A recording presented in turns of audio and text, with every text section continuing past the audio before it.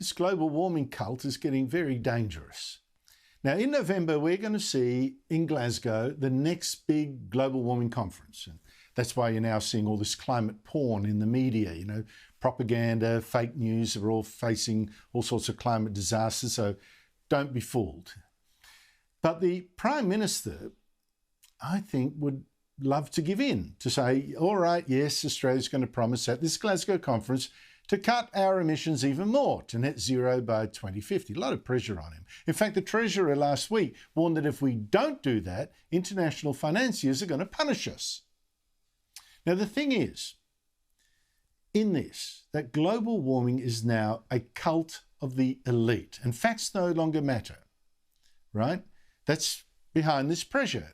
And we now have children brainwashed for years into thinking that global warming is going to wipe them out. How dare you? You have stolen my dreams and my childhood with your empty words, and yet I'm one of the lucky ones. People are suffering, people are dying, entire ecosystems are collapsing. We are in the beginning of a mass extinction. Complete bull, but promoted by the UN, and in Australia's classrooms, many children have now been taught that global warming really could destroy them and their world. It's always been my dream to start a family, and now I feel like I would be burdening them because they have to live in a society where they might just walk outside in winter and get sunburnt because of how bad climate change is. I'm so concerned with the fact that if they're not going to change anything, then what's going to happen to humankind? What's going to happen to the whole world if no one does anything? This totally irrational fear is so intense that a new study from the University of Bath this month of 10,000 young people from 10 countries said 4 in 10 of them are too scared by global warming to think of having children. 4 in 10. And get this, of the Australians surveyed in this study, and it's of people between 16 and 25 that you might expect to start to know better. I know 25 is still very young, but 50% of them, 50% agreed that, and I quote, humanity is doomed. Half the Australian kids in this survey claim humanity is doomed. Now, leave aside the question, of course, which Australians these researchers picked to talk to. But just look at the craziness of that belief that we're doomed, when in fact, our life expectancy keeps going up.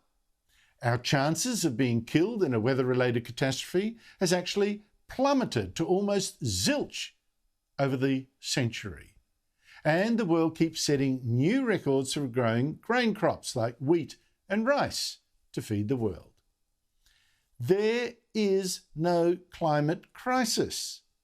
Everywhere you look, areas burned by fire around the world, actually less. Low-lying islands, actually 4 times more likely to grow than to shrink.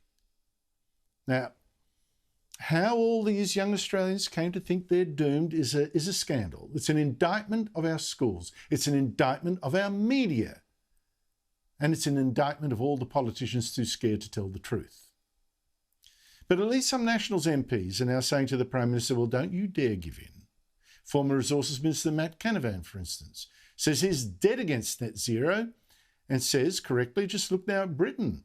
Its green policies have caused a terrible fuel shortage. I might talk to you about that tomorrow or so. And it's caused soaring prices. It's a total disaster. But again, we're talking here about a cult, a green religion. So what's the good of me just sticking to the boring truth? It makes no difference, it seems. I hope it does with you, but anyway, here now, though, is the worry.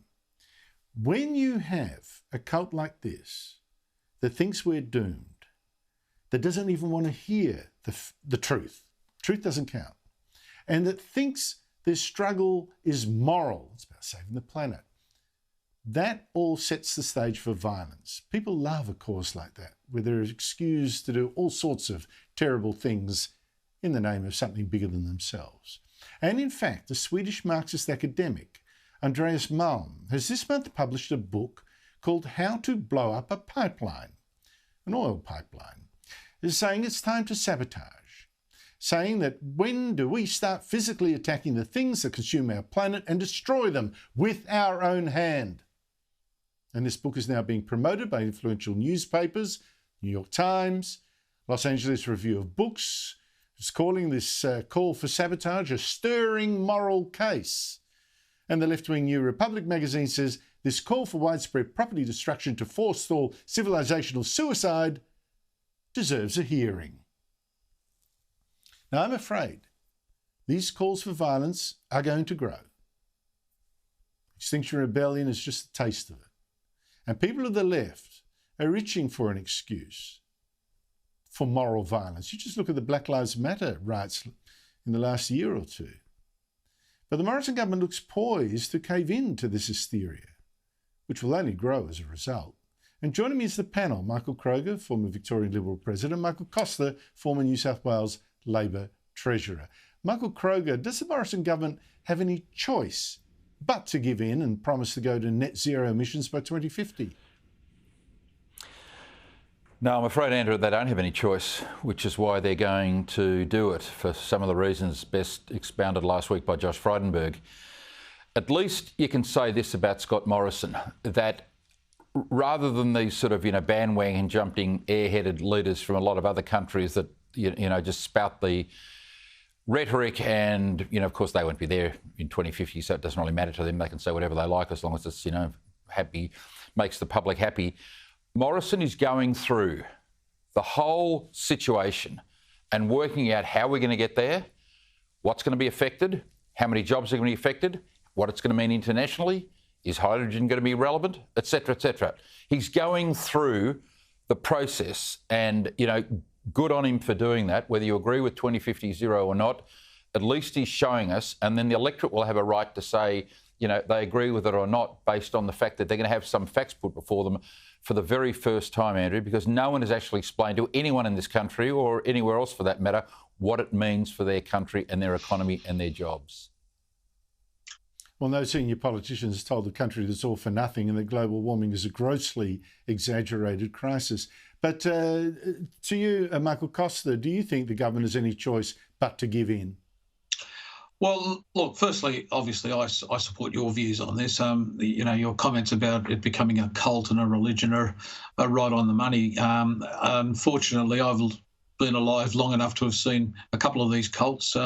We forget about communism and all those, challenges that came in the past. So these cults that affect the young, do eventually come up against a hard reality. That is, when you don't have motor vehicles and electricity and everything of that nature, you see a change. But I just take Michael Kroger's point.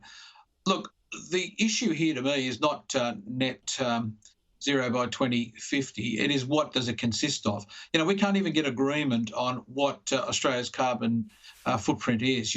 People are still including our exports of coal, that are used overseas as part of the footprint. To me, that's complete dishonesty. So really what we do need to see is what are the details. And if Scott Morrison is proposing to go through sector by sector and put an honest audit of what the consequences are, at least that's the basis for a rational debate. And I support that. In terms of the politics of it, clearly short-term gain for the coalition. If they can neutralise the greenhouse issue by going to zero by 2050, they'll get a short-term benefit. But that's not really what I think the issue is here. It's doing that audit and understanding precisely what it means and actually having a common set of data points that we're talking about. If we're including, as I said, coal that's exported, that's a joke. If we're going to get to zero by buying, global carbon credits, that's a joke as well. If we're just talking about planting a few trees, these are the things, the details that matter. Michael, you are so correct, but my fear again is that the facts do not matter. This is, how can we quibble about carbon credits or this or that when the planet is burning? And until you tackle that false belief then you'll never do enough. You will never do enough. Now, meanwhile, Michael Kroger, the Nationals are splitting on this. You even have Darren Chester, a former Nationals minister, on the far left of the party now saying he's going to quit the Nationals, or at least temporarily, going to sit on the bench while he thinks what to do next because they're all too right-wing for him. This guy happens to coincide with the fact that he got dumped as a minister. That seems to have made him suddenly speak out. How bad is this split?